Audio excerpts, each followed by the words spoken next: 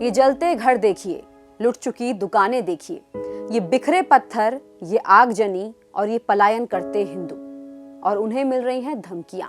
आप अगर किसी के मजहब पे जबरदस्ती हमला करेंगे, उसके नतीजे कुछ भी निकल सकते। ये बताता है कि बंगाल की ममता बनर्जी सरकार ने किस तरह से पूरे बंगाल को घुसपैठियों का अड्डा बना दिया है। और माइनॉरिटी लोगों को हम एक बात कहते हैं, देखिए आप लोगों को दिल में दुख हुआ है वॉका प्रॉपर्टी के लेके, आप भरोसा रखिए बंगाल में ऐसा कुछ नहीं होगा। पिछले 5 दिनों से लगातार मुर्शिदाबाद दंगे की आग में जल रहा है। दुकानें लूट रहे हैं, बसें जला रहे हैं सर, पब्लिक प्रॉपर्टी कचरा हो रही है। You have to issue shooting order sir. यहाँ के वायलेंस को स्टेट पुलिस कंट्रोल नहीं कर पा रही है। जब यहाँ पे जब हो रहा था, ना कोई पुलिस था, ना कोई सीएसएफ था, ना कोई पुलिस कुछ नहीं था। वो लोग तो खुद भाग रहा था। जब पुलिस थाने में अटैक हुआ था, वो लोग तो खुद भाग रहा था। जिसके बाद कोलकाता हाईकोर्ट ने फैसला लिया कि अब सेंट्रल फोर्सेस को बुलाओ, और अब मुर्शिदाबाद में बीएसएफ को तैनात किया गया है। इस बीच बांग्लादेश से आई एक वीडियो वायरल हो रही है, आप भी सुनिए। अगर इंडिया की एक मुसलमान पर जुल्म हुआ, कत्ल हुआ, मस्जिद तोड़ने गया, तो हम बांग्लादेश से हमारे बॉर्डर को तोड़कर इंडिया की हिंदू को कत्ल करने की तैयार हो जाओ। अब सवाल, क्या पश्चिम बंगाल भारत में है या बांग्लादेश में? पश्चिम बंगाल के अंदर ही एक और बांग्लादेश क्यों बनाया जा रहा है? ये हिंसा क्यों हो रही है? यहाँ की ममता सरकार और पुलिस कहाँ है? तो चलिए शुरू से शुरू करते हैं। वक्फ बिल कानून जो पूरे देश में लागू हो चुका है, अब इसका विरोध किया जा रहा है। बंगाल की मुख्यमंत्री खुद कह रही हैं कि मैं इस कानून को नहीं मानती, ये यहाँ लागू नहीं होगा। तो ऐसे में एक तरह से वो खुद ही एक विशेष समुदाय को उकसा रही हैं कि आप प्रोटेस्ट करो।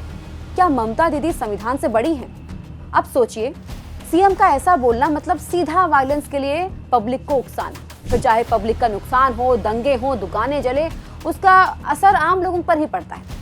ममता बनर्जी की लीडरशिप में बंगाल में ऐसी हिंसा और डर का माहौल आम बात है, और ये फैलता जा रहा है, जबकि सरकार बस देख रही है। যে অশ্লীল কথা বলছেন, একটা ধর্মের নামে এত কুৎসা করছেন, একটা অপপ্রচার করছেন, একদিন তারা যদি একটা আন্দোলনের ডাক দেয়, আপনি নিজেকে সামলে রাখতে পারবেন তো? वहीं बंगाल कैबिनेट मिनिस्टर फिरहाद हकीम से मुर्शिदाबाद से हिंदू फैमिलीज के एक्सोडस पर जब पूछा गया, तो उन्होंने बड़ी आसानी से कहा कि सब कुछ ठीक है।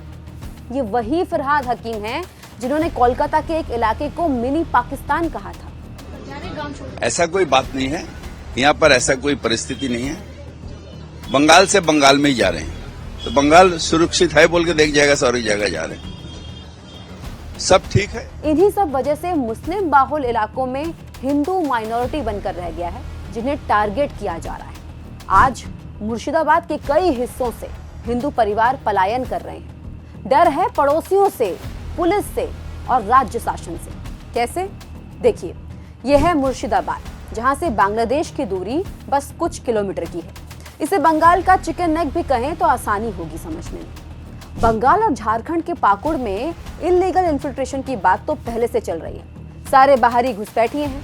ऐसे में जो हिंसा अभी भड़की है, उसे बांग्लादेश से मोटिवेटेड कहना गलत नहीं होगा। कुछ टाइम पहले जो बांग्लादेश में हुआ, सेम टू सेम भारत के अंदर भी एक बांग्लादेश बनाया जा रहा है। लेकिन आज हम बात करेंगे उन वायरल वीडियोस की जिन्हें ममता सरकार फेक कह रही है, लेकिन जमीन पर लोग सच बता रहे हैं। कुछ दिन पहले पश्चिम बंगाल के मुर्शिदाबाद जिले के धुलियान, शमशेरगंज, सूती इलाकों में हिंसा भड़क उठी। वायलेंस का रीजन दिया गया कि सेंट्रल गवर्नमेंट से लागू किया गया वक्फ कानून, जिसके खिलाफ विरोध प्रदर्शन शुरू हुआ, लेकिन कुछ ही घंटों में ये टारगेटेड वायलेंस में बदल गया। पथराव, आगजनी, दुकानें लूटी गई। इन उपद्रवियों ने धुलिया गंगा और नीमटीटा स्टेशनों के बीच रेल पटरियों पर तोड़फोड़ भी की, जबकि सेंट्रल गवर्नमेंट और स्टेट की संपत्तियों की देखरेख, सुरक्षा का जिम्मा जो होता है इन सबका, वो राज्य सरकार का होता है। तो फिर ममता दीदी कहाँ हैं?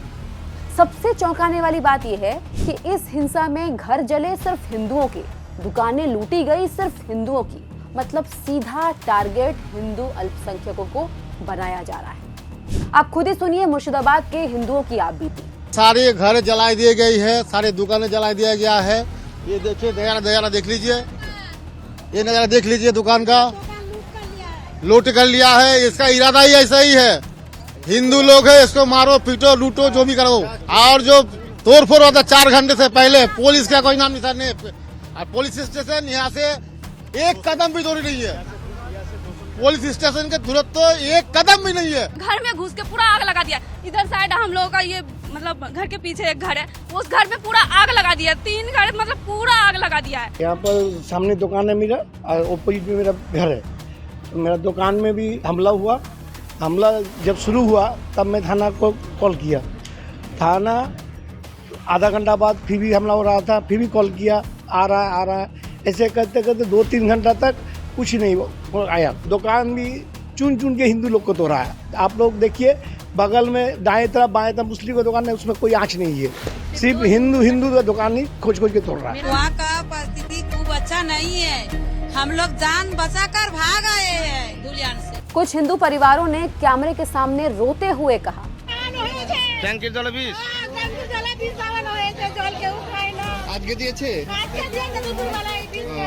ये प्रदर्शन जिसे वायलेंस में बदल दिया गया, उसमें होटल चलाने वाली महिला का क्या कसूर था, जहां पेट्रोल बम फेंका गया था? या फिर हरगोविंदो दास और उनके बेटे चंदन का क्या दोष था, जिन्हें तलवारों से काट कर मार दिया गया? इनका ना वक्फ बोर्ड से कोई लेना देना था, ना किसी पार्टी से। इस घटना पर कहीं कोई एफआईआर भी दर्ज नहीं हुई। और इन सबके बीच मुख्यमंत्री ममता बनर्जी कह रही है कि जवाब मांगना तो केंद्र सरकार से मांगो। लेकिन ऐसा क्यों? पश्चिम बंगाल में ये पहली बार नहीं हो रहा है। विधानसभा चुनाव हो, पंचायत इलेक्शन हो या फिर संदेश खाली जैसी घटना, हर बार पश्चिम बंगाल में यही हिंसा देखी गई है। और ममता दीदी हमेशा चुप बैठकर तमाशा देखती हैं। इस बार भी यही हो रहा है, जिसके बाद हाईकोर्ट को इस पर हस्तक्षेप करना पड़ा, क्योंकि मुख्यमंत्री मैडम तो चुप हैं। केंद्र सरकार हालात को काबू में लाने के लिए बीएसएफ तैनात कर चुकी है और कई लोगों की अब पश्चिम बंगाल में राष्ट्रपति शासन लाने की मांग भी है। हम लोग राष्ट्रपति शासन चाहते हैं। यहाँ अराजकता चलता है, यहाँ गुंडागर्दी चलता है। हर शुक्र जब भी कोई जुलूस होता है, शुक्रवार नमाज के बाद इधर आतंक फैलाया जाता है। क्या आपने ये सोचा? अब तक खुद महिला मुख्यमंत्री होकर भी ममता बनर्जी ने कोई ठोस कदम क्यों नहीं उठाया? क्या ये सिर्फ वक्फ का मुद्दा है या वोट बैंक अपीजमेंट की पॉलिटिक्स? बांग्लादेशी लगातार घुसपैठ कर पश्चिम बंगाल की शांति को भंग कर रहे हैं। इसके बाद भी राज्य की ममता सरकार की आंखें बंद हैं। तुष्टीकरण की राजनीति में ममता बनर्जी इतना नीचे गिर गई हैं कि अपने ही देश में हिंदुओं को पलायन करने के लिए बंगाल से मजबूर होना पड़े।